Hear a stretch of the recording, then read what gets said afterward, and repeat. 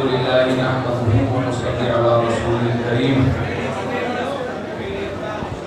یہاں بڑے علماء بیٹھے ہوئے ہیں، حضرت مولانا نور الحق صاحب نے بیان کیا، سفید ریش بزرگان دین ہیں، مفتی عبدالواحد صاحب نے، یہ سب ہم سے بڑے ہیں، عمر میں بھی، علم میں بھی، تقویٰ میں بھی، تجربے میں بھی زیادہ ہیں۔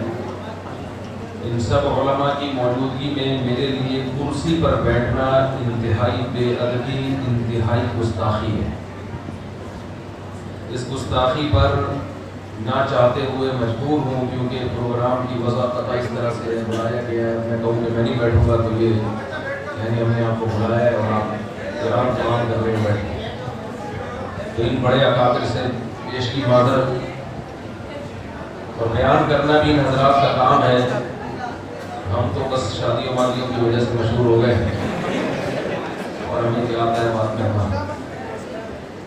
یہ اگر میرے ہاتھ میں پکڑا دیں تو یہ مجھے بولنے میں آسانی ہوگی، یعنی یہ ہٹا دیں، یہ میں ہاتھ میں پکڑ لیتا ہوں۔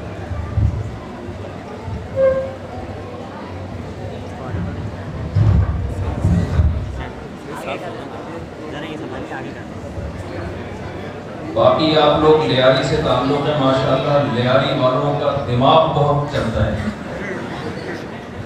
ہر بات کا فوری جواب ہوتا ہے لیاری اسٹیشن میں۔ ایک آدمی گاڑی میں جا رہا تھا، کار میں، اس کو لیاری میں کوئی بندہ گدھا گاڑی پہ نظر آیا، تو کار والے کی عادت ہوتی ہے نا طنز کرنے کی، فخر تھا میں گاڑی کے اندر، کار کے اندر، اور یہ گدھا گاڑی پہ، تو ڈرائیور نے کھڑکی سے سر نکال کے اس گدھا گاڑی والے پہ طنز کیا، لیاری والے پہ، بولا بتا گدھا گاڑی میں اور گاڑی میں کیا فرق ہے، یعنی طنز کیا۔ وہ بولے گا یار گاڑی گاڑی ہوتی ہے، ہم تو غریب آدمی، گدھا گاڑی۔ اس کو یہ نہیں پتا تھا کہ کھوپڑی اس کی مجھ سے تیز چلتی۔ تو گاڑی کی کھڑکی سے سر نکال کے پوچھا کہ گدھا گاڑی میں اور گاڑی میں کیا فرق ہے بتا۔ اس نے کہا کوئی زیادہ فرق نہیں ہے، گدھا گاڑی میں گدھا گاڑی کے آگے ہوتا ہے اور گاڑی میں گدھا گاڑی کے اندر ہوتا ہے۔ مطلب یہ جو اس قسم کی باتیں کر رہا ہے وہ گدھا ہی ہے نا، کہا زیادہ فرق نہیں ہے، ہمارے پاس گدھا گاڑی میں آگے لگا ہوا ہے اور تمہارے یہاں گاڑی میں اندر ہے جو گاڑی چلا رہا ہے۔ یہ گدھا بھی گاڑی چلا رہا ہے، وہ وہاں بھی گدھا ہی گاڑی چلا رہا ہے۔ ایک کو گدھا گاڑی بول دیتے ہیں اور ایک کو کار بول دیتے ہیں۔ تو آپ لوگوں کا دماغ بہت تیز چلتا ہے، تو اللہ تعالیٰ ہمارے ان دینی مدرسوں کی حفاظت فرمائے۔ یہ بڑے علماء کی موجودگی میں میں کیا بات کروں، چند باتیں آپ کے سامنے پیش کروں گا ان دینی مدرسوں کی اہمیت پر۔ ان کی اہمیت کا آپ کو دنیا میں اندازہ نہیں ہوگا، لیکن آخرت میں انشاءاللہ آپ کو اندازہ ہو جائے گا۔ دین کے ادارے دنیا میں بہت ہیں جو دین سکھاتے ہیں، بہت میں مسلکوں کے نام نہیں لوں گا، کوئی فائدہ نہیں ہے فرقہ پرستی ہے۔ میں صرف بتاؤں گا کہ ہمارے مدرسوں میں اور جو دوسرے دینی مدرسے ہیں جو دوسرے لوگ چلا رہے ہیں ان میں بڑا فرق کیا ہے۔ بات آ رہی ہے سمجھ میں کہ نہیں آ رہی ہے؟ جہاں نہیں آئے تو بتا دینا، پولیس تو ہوتی ہے نا یہاں پہ۔ دیکھو ایک بات ہے، ہمارا عقیدہ ہے کہ ایمان کے بغیر کوئی عمل قابل قبول نہیں ہے یا نہیں؟ کوئی شخص مشرک ہے، کافر ہے، وہ مر گیا، اب اس کے بارے میں یہ بحث ہو سکتی ہے کہ یہ جنتی ہے یا جہنمی ہے؟ جنت میں جانے کا کوئی کہہ سکتا ہے اس کو؟ اب آپ نے کسی کو یہ کہا کہ یہ کفر میں مرا ہے، یہ جنت میں نہیں جائے گا، دوسرا دلائل دیتا ہے کہ نہیں یہ تو بڑے اچھے اخلاق سے بات کیا کرتا تھا، یہ تو غریبوں کو کھانا کھلایا کرتا تھا۔ آپ کہو کہ بھائی پہلے ایمان ثابت کرو، یہ اگلے درجے کی باتیں، کیا کرتا تھا، کتنی شادیاں کی، کتنوں کو طلاقیں دی، کتنے بچے پیدا کیے، اور غریبوں کو کھلاتا تھا نہیں کھلاتا تھا، یہ کیا ہے؟ بات کے باطل۔ پہلے یہ کامیابی کے لیے سب سے پہلی شرط کیا ہے؟ بولو بھائی، ایمان۔ اس کے بعد پھر یہ ہوگا کہ یہ کون کیا کرتا ہے، یہ بات کی بحث ہے۔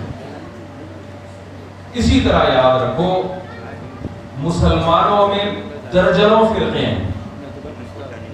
نبی صلی اللہ علیہ وسلم نے ارشاد فرمایا میری امت 73 فرقوں میں بٹے گی، ایک جنتی 72 بولتے کیوں نہیں جہنمی۔ ایک کیا ہوگا؟ جنت۔ میرا یہ دعویٰ ہے کہ ہمارے دینی مدرسوں میں جو تعلیم دی جا رہی ہے، جو تعلیم لینے والے اور تعلیم دینے والے، یہ برحق لوگ ہیں، یہ انہی جنتیوں کی فہرست میں داخل ہیں جن کو نبی صلی اللہ علیہ وسلم نے جنتی کہا ہے۔ یہ دعویٰ ہے۔ دعویٰ کرنے پر گورنمنٹ کی طرف سے کوئی پابندی نہیں، لہذا دلیل کے بغیر مارکیٹ میں کوئی دعویٰ چلتا، زور سے بولو بھائی، نہیں چلتا۔ ایسے تو کوئی بھی بولتے۔ ایک آدمی نے کہا کہ میں ایک بھنگی تھا، اس نے کہا میں، کسی نے پوچھا تو شادی کیوں نہیں کرتا کمبخت؟ اس نے کہا میں بادشاہ کی بیٹی سے شادی کروں گا۔ تو جمال بھنگی، بادشاہ کی بیٹی سے، شہزادی سے تیری شادی کہاں سے ہوگی؟ اس نے کہا ہو جائے گی۔ کیسے ہوگی؟ اس نے کہا آدھا کام ہو گیا، آدھا رہ گیا۔ لوگوں نے بولا آدھا بھی بھنگی کو بادشاہ کہاں لٹ کرایا؟ اس نے کہا ادھر سے حجاب ہو گیا، قبول کا انتظار کر رہا ہوں۔ ادھر سے میں نے قبول کر لیا، وہاں سے قبول کا انتظار ہو رہا ہے۔ تو دعویٰ تو کوئی بھی کسی بھی ٹائم پہ کسی بھی وقت کر سکتا ہے، بغیر دلیل کے دعوے نہیں سمجھا۔ ورنہ بیٹھے بیٹھے میں کہہ دوں انہوں نے مجھ سے 1 کروڑ روپے لیے، تو پابندی گورنمنٹ کی طرف سے بولنے پر۔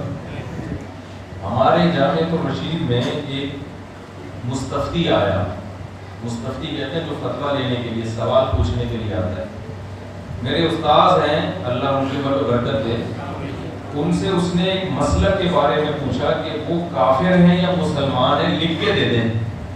ایک خاص مسلک کے بارے میں پوچھا، تو انہوں نے کہا زبانی جواب دے دوں گا کہ وہ کافر ہے، لکھ کے نہیں دوں گا۔ کہا لکھ کے کیوں نہیں؟ کہا لکھنے پر گورنمنٹ نے 6 مہینے جیل رکھی ہوئی ہے۔ لکھ کے فتویٰ دوں گا تو گورنمنٹ نے 6 مہینے کیا رکھی ہوئی ہے؟ جیل۔ تو لکھنے میں انہوں نے جواب لکھا مگر گول مول لکھ دیا، یہ بات سمجھ میں بھی آ جائے مگر گورنمنٹ کی گرفت سے بھی بچ جائے۔ انہوں نے کہا FIR کر دی ہے۔ اس نے کہا کہ سائل نے کہا کہ جو سوال میں نے پوچھا ہے، سوال میں نے یہ پوچھا ہے کہ فلاں شخص یا فلاں فرقہ کافر ہے یا نہیں ہے، اور آپ جواب میں گول مول جواب لکھ رہے ہو، تو سوال میرا جو ہے وہ جواب ہے ہی وہ۔ پھر انہوں نے بتایا کہ بھائی گورنمنٹ کی طرف سے کافر لکھنے پر پابندی ہے 6 مہینے جیل۔ اس نے کہا ٹھیک ہے پابندی ہے، لیکن سوال میرا جو ہے وہ تو یہ ہے ہی نہیں جو آپ نے جواب لکھا ہے، تو میں سوال پوچھ رہا ہوں کہ کافر ہے یا نہیں۔ تو ہمارے استاد نے کہا گورنمنٹ نے سوال پوچھنے پر پابندی نہیں لگائی ہے، جواب لکھنے پر پابندی لگائی ہے۔ تو آپ تو کچھ بھی پوچھ سکتے ہو نا، آپ تھوڑی 6 مہینے جیل ہوگی، جیل تو مجھے ہوگی، تو میں کیوں لکھ کے دوں بھائی؟ تو میں یہ سمجھا رہا ہوں کہ جن چیزوں پہ گورنمنٹ پابندی نہیں لگاتی لوگ وہ کام کر لیتے ہیں۔ تو میں بول سکتا ہوں انہوں نے 1 کروڑ کھائے، انہوں نے 2 کروڑ کھائے، تو یہ گورنمنٹ کی طرف سے کوئی پابندی نہیں ہے۔ جب تک آپ کے پاس دعویٰ نہ ہو، دلیل نہ ہو، آپ کچھ بھی بات زبان سے کہہ سکتے۔ تو میں نے اتنا بڑا دعویٰ کر دیا کہ جو ہمارے دینی مدرسے ہیں ان میں پڑھنے والے طلبہ اور پڑھانے والے استاد یہ اس جنتی فرقے میں داخل ہیں جن کو نبی صلی اللہ علیہ وسلم نے فرمایا تھا کہ 73 میں صرف ایک کون ہوگا؟ جنتی۔ یہ میرا دعویٰ ہے اور یہ چھوٹا دعویٰ نہیں۔ وہی بات ہے، آپ کہیں گے کر لیا دعویٰ، دلیل پیش کرو، کیا خیال ہے؟ دلیل یہ ہے کہ اہل حق میں شامل ہونے کے لیے جو سب سے پہلا معیار، دیکھو کافر سے جنتی ہونے کے لیے، اعمال کی قبولیت کے لیے جو سب سے پہلا معیار کیا ہے؟ ایمان ہے یا نہیں؟ لیکن جو 73 فرقے ہیں نا وہ سارے ہوں گے ایمان کے دعوے دار، لہذا ان کو 72 سے الگ کرنے کے لیے صرف ایمان کا دعویٰ نہیں چلے گا، اس کے لیے کوئی اور، یہ تو مسلمانوں کے اندر ہوں گے نا فرقے، دیکھو یہودی، عیسائی، قادیانی، سکھ، ان سے تو فرق کرنے کا دعویٰ کیا ہے؟ قرآن و سنت کو مانتا ہوں، لیکن آگے 73 میں سے اگر 72 فرقے قرآن و سنت ہی کو ماننے کا دعویٰ کرتے ہو، پھر یہ پہچاننا کہ ان میں صحیح کون سا ہے اور غلط کون سا، یہ مشکل کام ہو گیا کہ نہیں ہو گیا؟ میں نے آپ کو شروع میں لطیفہ اس لیے سنایا تھا یہ بتانے کے لیے کہ دماغ آپ کا کیا ہوتا ہے؟ مجھے لگے بیان کے دماغ کیا ہے؟ تیز ہے۔ سوال میرا سمجھ میں آیا؟ میرا یہ دعویٰ ہے کہ یہ کون ہے جو دینی مدارس اور ان میں پڑھانے والے علماء کیا ہیں جو اس جنتی فرقے میں داخل ہیں۔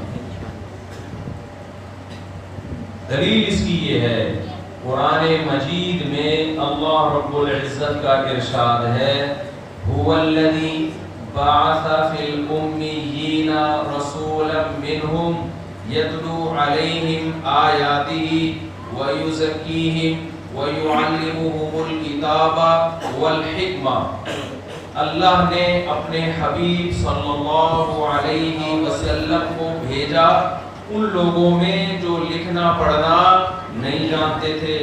نبی کی ذمہ داریاں کیا لگائی اللہ نے؟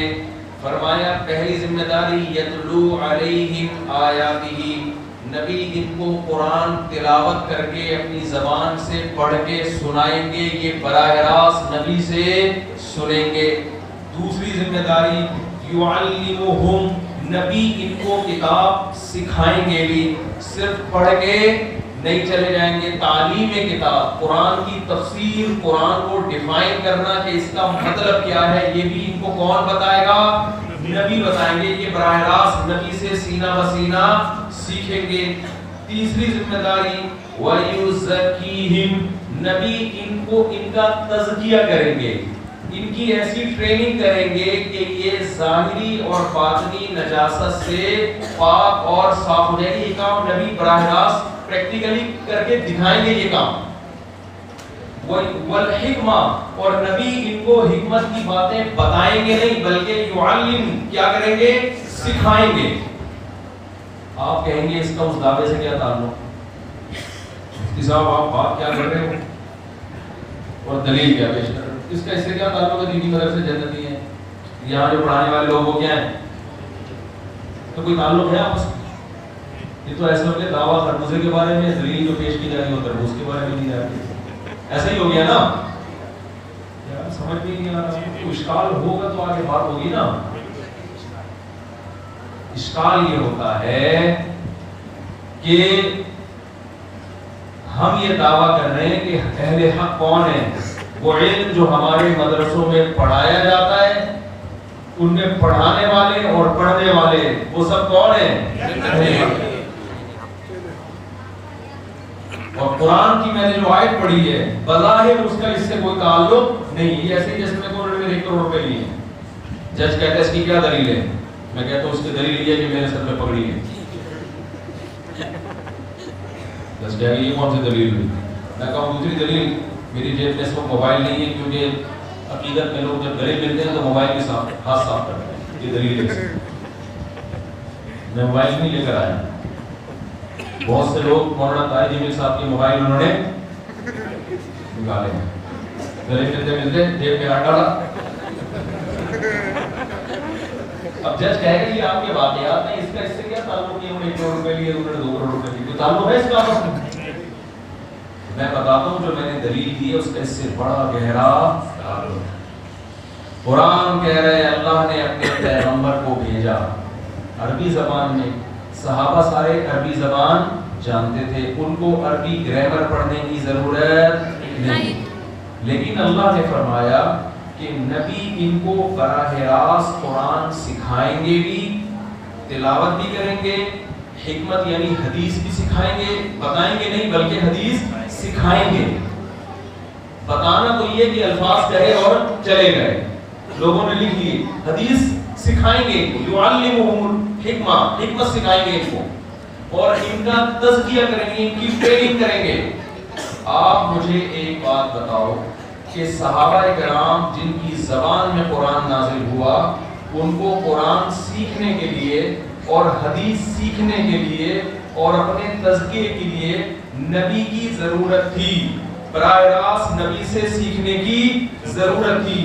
تو کیا تابعین جو صحابہ سے کم درجے کے ہیں وہ نبی سے سیکھے بغیر یا ان لوگوں سے سیکھے بغیر جن سے نبی نے سیکھا, کیا وہ خود براہ راست قرآن و حدیث سمجھ سکتے تھے؟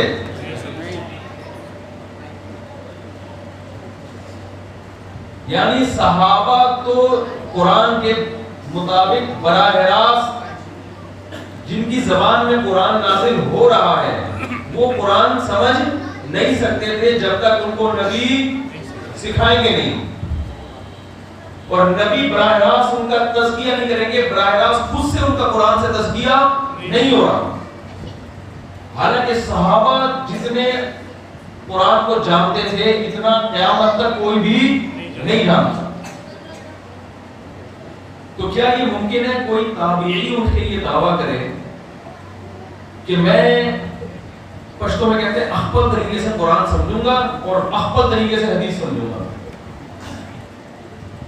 اگر کوئی تابعی یہ دعویٰ کرتے کہ میں قرآن سمجھوں گا خود سے, مجھے کسی استاذ کی ضرورت نہیں ہے,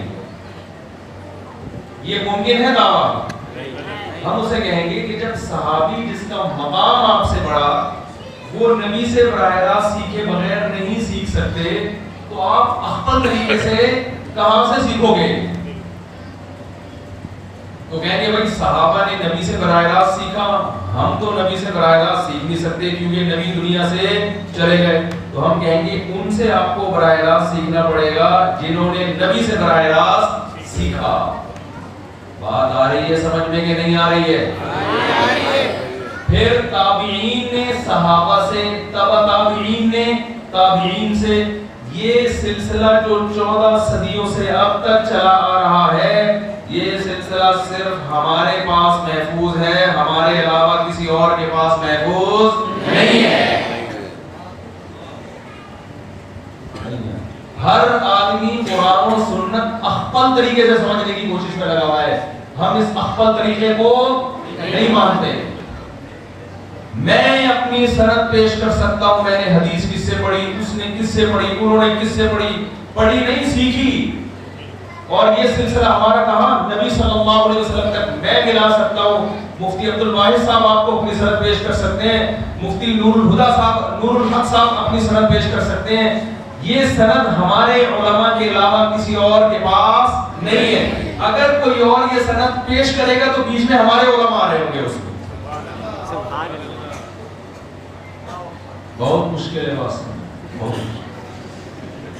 یہ جو لوگ کہتے ہیں نا باپوں کے دین کو نہیں مانتے, باپوں کو نہیں مانتے, تو اسلام میں روحانی بابا جب تک آپ کا نہیں ہو وہ قرآن و سنت اسلام معتبر مانتا ہی نہیں.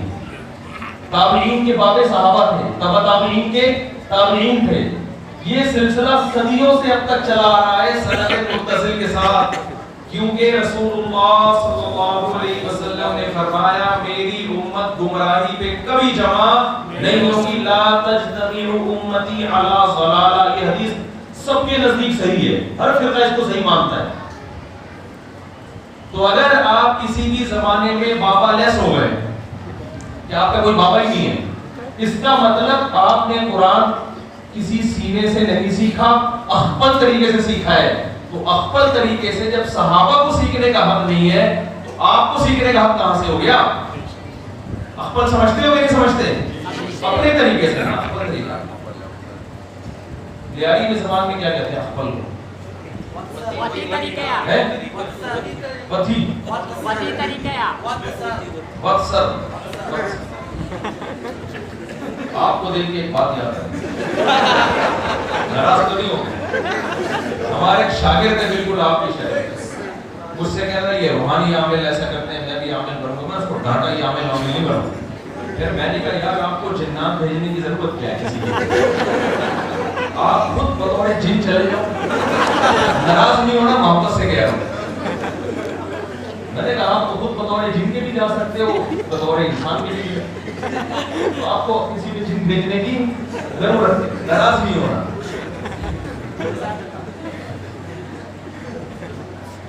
تو یہ جو نئے نئے فرقے نکل رہے ہیں نا، میرے سے ایک دفعہ ایک صاحب نے کہا، مشہور فرقہ ہے، نام لینا صحیح نہیں ہے، آج کل مسائل ہیں، نام ہمیں فرقہ واریت کہتی ہے، وہ کہہ رہے ہیں ہم صرف قرآن حدیث کو مانتے ہیں۔ دو فرقے آج کل مارکیٹ میں بہت چل رہے ہیں، ایک کہتے ہیں ہم صرف قرآن حدیث کو مانتے ہیں، کہتے ہیں ہم صرف قرآن کو مانتے ہیں۔ یہ دونوں نہ قرآن کو مانتے ہیں نہ قرآن حدیث کو مانتے ہیں۔ میں مثال دوں گا، پھر آپ کی سمجھ میں انشاءاللہ یہ دعویٰ جو میں نے کیا آپ کی سمجھ میں انشاءاللہ بیٹھے۔ ایک تو ہے منکرین حدیث، جو کہتے ہیں ہم صرف کس کو مانتے ہیں؟ قرآن۔ ایک دفعہ میرا ان سے مناظرہ ہو گیا، میں مناظر آدمی ہوں نہیں، مناظر تو حضرت مفتی عبدالوائس صاحب ہیں، انشاءاللہ ان سے بھی ہم کچھ سیکھنے کی کوشش کریں گے۔ میں نے ہوا یہ تھا کہ منکرین حدیث ہمارے محلے میں آئے، پرویزی فرقہ نہیں، کہتے ہیں صرف قرآن کو مانتے ہیں، ہم اہل قرآن ہیں، لیبل بڑے اچھے اچھے لگے ہیں آج کل، لکھا ہوتا ہے نا ملتے جلتے ناموں سے دھوکہ نہ کھائیں، پھر سب سے بہتر ہے، پہلے آتا تھا اشتہار، آج کل لوگ ملتے جلتے ناموں سے دھوکہ کھائیں، جو بار بار کہتے ہیں صرف قرآن کو مانتے ہیں، صرف قرآن کو کرتے ہیں، یہ ہے اصل، یہ ہے کون؟ ناموں سے دھوکہ مت کھاؤ۔ نبی نے جو فرمایا نا 73 میں ایک جنتی ہوگا، تو صحابہ نے پوچھا وہ کون سا ہوگا، تو آپ نے اس کا نام نہیں بتایا کہ اس کا نام دیوبندی ہوگا یا بریلوی ہوگا یا اہل حدیث ہوگا یا اہل قرآن ہوگا۔ نام اگر نبی بتا دیتے تو سب اپنا وہی نام، قادیانی بھی اپنا نام وہی رکھ لیتے۔ نبی نے علامت بتائی ہے، نام نہیں بتایا۔ وہ علامت کیا بتائی؟ کیا زبردست حدیث ہے، میں کہتا ہوں یہ خود حضرت حکیم اختر صاحب رحمہ اللہ تعالی فرمایا کرتے تھے کہ علوم نبوت وہ خود دلیل نبوت ہے۔ نبی کی جو باتیں ہیں نا، وہ باتیں بتاتی ہیں کہ آپ سچے نبی تھے۔ نبی نے فرمایا میری امت میں 73 فرقے ہوں گے، ہر ایک دعویٰ کرے گا کہ وہ برحق ہے، کلہم فی النار، صرف ایک جنتی، باقی سب کیا ہے؟ جہنمی۔ صحابہ تو بڑے حریص تھے، جنت فوراً پوچھا یا رسول اللہ وہ کون سا؟ آپ فرما دیتے کہ اس کا نام دیوبندی ہے۔ سارے کیا کہتے اپنے آپ؟ آپ فرما دیتے اس کا نام بریلوی ہے، تو میں ہری بڑی پہن کے بیٹھا ہوتا ہے، ایک تکیہ یہاں ہوگا، ایک یہاں ہوگا، ایک کام کے نیچے ہوگا، ایک نیچے ہوگا، اور میں خود بھی تکیہ ہوگا، گول ہوتا ہے، چکور نہیں ہوتا۔ آپ کو پتہ نہیں چلتا مفتی صاحب بیٹھے ہوئے ہیں کہ لیٹے ہوئے ہیں۔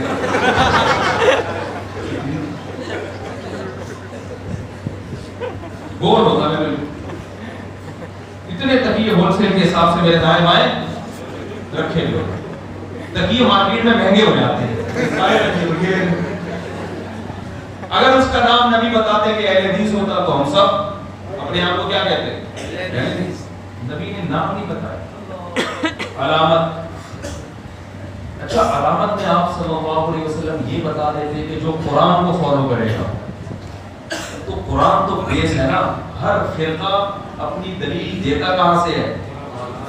بیس کس کو بناتا ہے؟ کیونکہ اگر قرآن ہی ہٹا دو گے پھر تو وہ تو اسلام سے ہی سب مانتے ہیں کہ تو اسلام ہے ہی نہیں نا، وہ تو غیر مسلم کا فرقہ بن جاتا۔ اس لیے آپ نے یہ نہیں فرمایا کہ جو قرآن پہ چلے گا، نا نا نا، آپ کو معلوم تھا کہ ہر آدمی لیبل کس کا لگائے گا؟ قرآن کا۔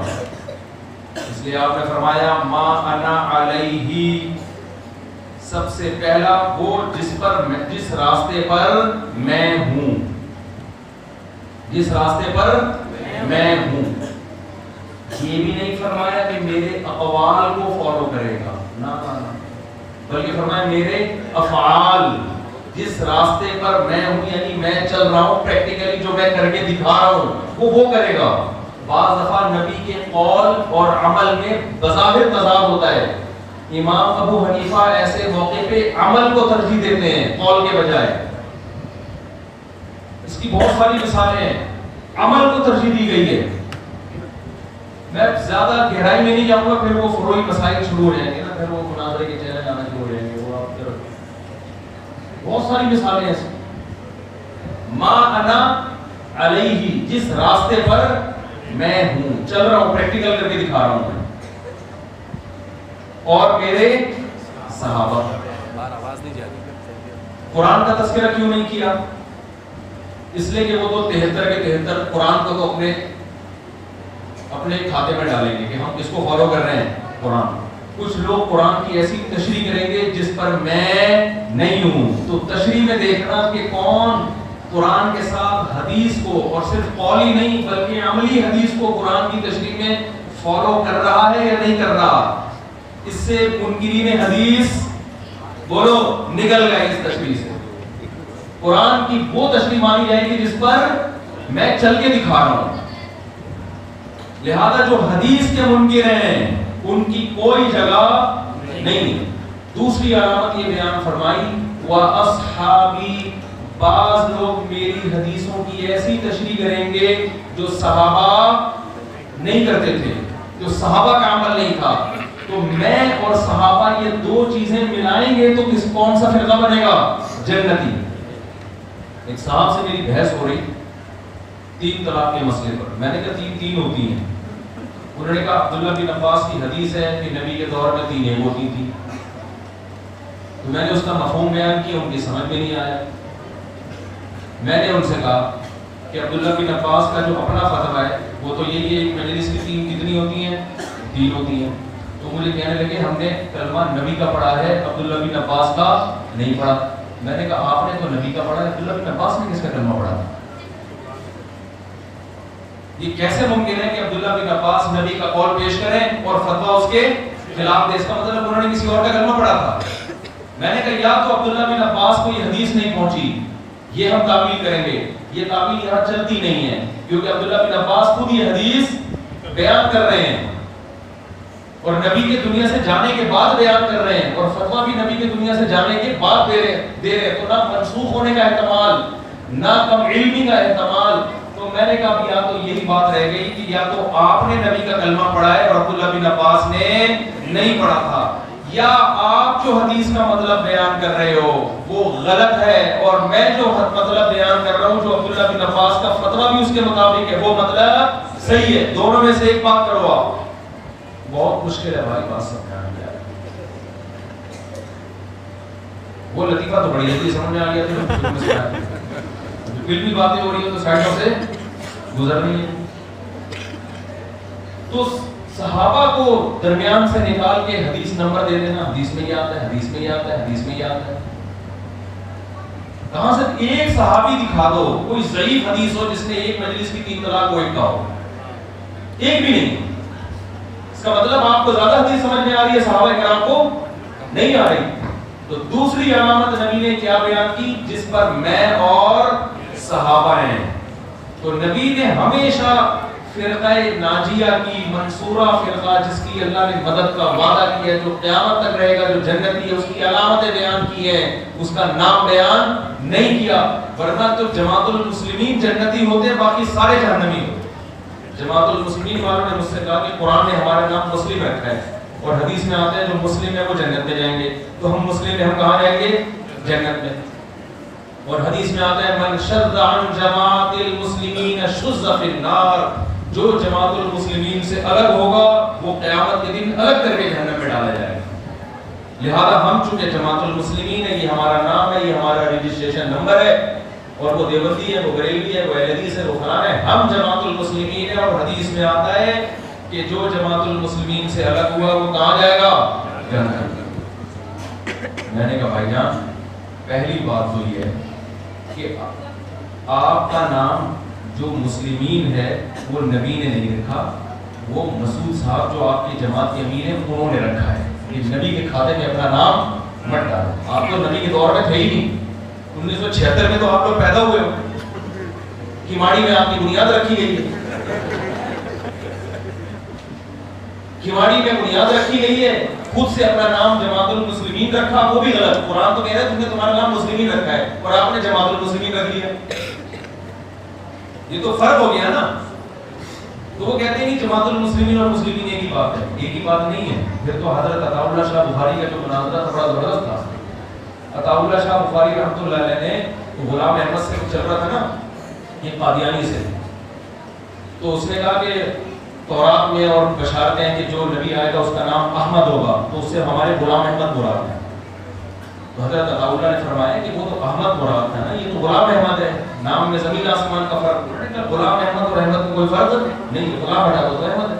انہوں نے کہا اچھا اس کا مطلب ہے عطا اللہ نام ہے میرا، تو عطا اللہ اور اللہ میں کوئی فرق نہیں، عطا ہٹا دو میں اللہ میں نبوت ختم کر دی.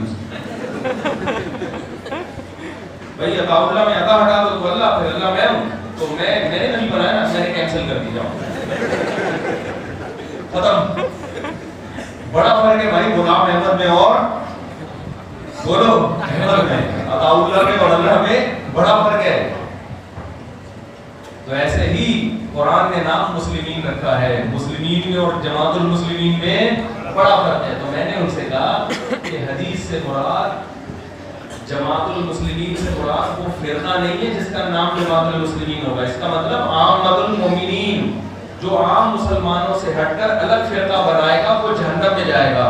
میں نے کہا آپ نے ظلم یہ کیا کہ عام مسلمانوں سے ہٹ کر الگ فرقہ بنایا، تو اس کا نام جماعت الجہنمیین ہونا چاہیے تھا، اس کا نام آپ نے کیا رکھ دیا جماعت المسلمین. یہ ایسے ہی ہے جیسے حکومت نے کہا پولیس کو کہ ڈاکو پکڑو، ڈاکو نے اپنا نام پولیس خان رکھ لیا. اب پولیس جب ڈاکو کو پکڑ کے لے کے جا رہی ہے، ڈاکو کہہ رہے آپ مجھے پکڑ نہیں سکتے، میں ڈاکو نہیں ہوں. پولیس کہتی کیا دلیل ہے؟ اس نے شناختی کارڈ نکال کے دکھایا، اس میں پولیس خان لکھا ہوا، میرا نام کیا ہے؟ پولیس کہے گی کہ جو شخص حرکتیں ڈاکوؤں والی کرے وہ ہے ڈاکو جس پر سزا ہوگی، نام میں کچھ نہیں رکھا. سمجھ میں آ رہی ہے بات کہ نہیں آ رہی ہے؟ ناموں سے دھوکا، ناموں سے تو مکھیاں دھوکا نہیں کھاتی. ایک آدمی نے چینی کی گولی پہ دکان میں لکھا ہوا ہے چاول کی گولی، لوگوں نے کہا ہے اندر چینی، گولی میں لکھا ہوا ہے چاول. کہتے ہیں مکھیوں کو دھوکا دینے کے لیے لکھا ہے. مکھیاں بہت ساری کرتی ہیں اوپر لکھ دیا ہے تو مکھیاں دھوکا کھا جائیں گی؟ مکھی نام سے دھوکا نہیں کھاتی. وہ آج پبلک کیسے دھوکا کھا رہی ہے نام سے بھائی. وہ اپنے آپ کو اہل قرآن کہتا ہے، وہ اپنے آپ کو عاشق رسول کہتا ہے، وہ اپنے آپ کو بڑا کہتا ہے. وہ کہنے پر گورنمنٹ کی طرف سے کوئی پابندی نہیں ہے، عمل دیکھنا پڑے گا، صفات دیکھنی پڑے گی کہ نبی صلی اللہ علیہ وسلم نے اہل حق کی جو صفات بیان کی وہ آپ میں پائی جاتی ہیں یا نہیں پائی جاتی. تو جو صحابہ کو نہیں مانتے وہ اہل حق میں شامل نہیں ہو سکتے. اور صحابہ میں صحابی ایک وصف ہے. میں پھر بات لمبی ہو جائے گی، میں یہ 2 سمنٹ کے بعد ختم کرتا ہوں. پھر مجھے تو ہٹانے کے لیے پھر پولیس بلوانی پڑتی ہے، بیٹھ جاتا ہوں نا. تو وہ جو منکرین حدیث تھے نا، قرآن قرآن قرآن کا دعویٰ کر رہے تھے، مجھے کہنے لگے کہ آپ کے پاس کہ ہمارے لیے قرآن کافی ہے، اور قرآن کہتا ہے تبیانا لکل شیء، ہم نے ہر چیز اس میں کھول کھول کے بیان کر دی ہے. تو اب حدیث کی ہمیں ضرورت کیا ہے؟ اچھا مناظرہ کسی اور عالم کا ان کے ساتھ تھا، وہ کراچی میں ہڑتالیں چل رہی تھی ان زمانے میں بڑے پھٹے، تو وہ مناظر پہنچ نہیں سکے، تو لڑکے مجھے پکڑ کے لے گئے کہ آپ مناظرہ کریں. میں کہا بھائی میں تو مناظر آدمی ہوں گی، نہ مجھے مناظرہ آتا ہے، اور منکرین حدیث کا تو مجھے کچھ پتہ ہی نہیں کہ عقیدے کیا ہے، ان کا نظریہ کیا ہے، تو مجھے کچھ ٹائم تو دو. انہوں نے کہا نہیں ٹائم نہیں ہے، اگر آپ نہیں گئے تو وہ سمجھیں گے کہ بہانہ کر کے مناظر بھاگ گیا. میں نے اللہ سے دعا مانگی، اللہ کے میں نے کہا اللہ مجھے تو منکر حدیث کا نہ کوئی نظریہ پتا، نہ ان کے عقائد پتا، میں کیا بات کروں گا جا کے. خیر ہم نے کہا چلو چلتے ہیں. اب 15-20 لوگ بیٹھے تھے، یہ بھی تھے رفیق بھائی ہمارے ساتھ، یاد ہے نا. تو وہ منکرین حدیث آ کے بیٹھا، 2-4 لڑکے، لیپ ٹاپ ان کے ہاتھ میں، کشن بازیاں بھرم بازیاں بہت ہوتی تھیں. ہم خالی ہاتھ، ہمیں تو پتہ ہی نہیں کہ نظریہ ہے کیا.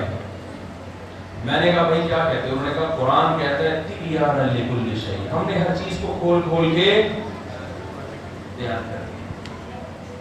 تو جب قرآن نے ہر چیز کو کھول کے بیان کر دیا تو ہمیں حدیث کی طرف جانے کی ضرورت کیا ہے؟ پھر آگے کہنے لگے یہ بخاری میں یہ حدیث غلط ہے، معاذ اللہ یہ حدیث غلط ہے، دیکھو اس کا یہ مطلب ہے، یہ ادھر یہ اس میں متضاد ہے، ادھر یہ لکھا ہوا ہے، ادھر وہ لکھا ہوا ہے، یوں لکھا ہوا ہے، ایسے لکھا ہوا ہے، یہ بخاری غلط۔ میں نے ان سے کہا، میں نے کہا یہ تو آپ نے مسئلہ ہی حل کر دیا ہے، آپ کہہ رہے ہو قرآن کہہ رہا ہے کہ ہم نے ہر چیز کو کھول کھول کے بیان کر دیا۔ میں نے کہا پھر قرآن نے یہ بھی بیان کیا ہوگا کہ حدیث کی ضرورت ہے یا نہیں۔ اب وہ اگر کہتا ہے نہیں یہ نہیں بیان کیا تو اس کا مطلب ہر چیز کو کھول کے بیان کیا ہی نہیں ہے۔ اگر وہ کہتے ہیں ہاں بیان کیا ہے تو میں اس سے پوچھوں گا کہاں بیان کیا ہے، وہ کہے گا مجھے نہیں پتا کہاں بیان کیا ہے، تو میں کہوں گا مجھے پتا ہے کہاں بیان کیا ہے، اگر آپ کو نہیں پتا تو میں بتا دیتا ہوں کہاں بیان کیا ہے۔ تو پھنس گیا، تو گھومتا رہا پھر کہتا اچھا بتاؤ کہاں بیان کیا۔ میں نے یہی والی آیت، یہ والی آیت جو ہے نا میں نے پڑھی ہے، ہر فرقے میں بھیڑ بیٹھتی ہے، یہ جو میں نے آیت پڑھی ہے، اس آیت نے بڑے مسئلے حل کر دیے۔ میں نے کہا بھائی قرآن کہتا ہے وَيُعَلِّمُهُمُ الْكِتَابَ، نبی کتاب تلاوت بھی کریں گے اور نبی کتاب سکھائیں گے بھی۔ تو یہ حدیثوں کی کتابیں اگر غلط ہیں تو نبی کا سکھایا ہوا گیا کہاں؟ کیونکہ اگر نبی کے سکھائے بغیر براہ راست قرآن خود سمجھ میں آ جاتا تو صحابہ کی سمجھ میں آتا نا، ان کو تو قرآن کہہ رہے ہیں کہ نبی سکھائیں گے، تو وہ تو براہ راست سمجھ نہیں سکتے، اور آپ 1400 سال کے بعد نبی کے سے سیکھے بغیر خود سے کہاں سے سیکھو گے آپ؟ میں نے کہا ضرورت تھی تو تبھی اللہ نے فرمایا کہ نبی سکھائیں گے، تو نبی کا سکھایا ہوا میں نے کہا ہمارے پاس تو یہ بخاری مسلم ابو داؤد انہی میں ہمیں ملتا ہے، تو وہ گیا کہاں؟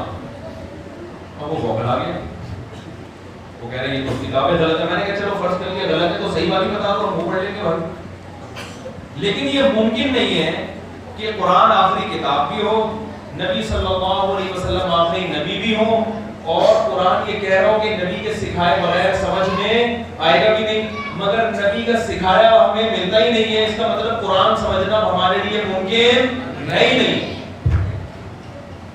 تو وہ کہاں گیا نبی کا سکھایا ہوا؟ کہہ رہے وہ جو نبی نے جو سکھایا ہے نا وہ یہی قرآن ہمارے سامنے پیش کر دیا، یہی سکھایا ہے۔ وہ یونیورسٹی کے لڑکے تھے نا، تو میں نے کہا یہ اس کی مثال ایسے ہے جیسے کوئی پروفیسر آپ کو لا پڑھا رہا ہے، قانون پڑھا رہا ہے، نیوٹن کا دوسرا قانون یا تیسرا قانون کہ جو چیز متحرک ہے وہ ہمیشہ متحرک رہے گی جب تک اسے روکنے والی کوئی چیز نہ ہو، یہ قانون ہے۔ حالانکہ اس کے لیے تو کھوپڑی نہیں چاہیے، پتہ نہیں نیوٹن نے کون سا ایسا ہوتا حل کر دیا، تو ہمیں پتہ ہے گاڑی میں جب تک بریک نہ لگاؤ رکتی نہیں، ٹھیک ہے، لیکن خیر ایک سائنسدان تھا اس نے تھیوری پیش کی۔ میں نے کہا طلبہ کہتے ہیں کہ سر آپ نے وہ متن تو پیش کر دیا قانون کا، اب ذرا اس کو ڈیفائن کریں آپ۔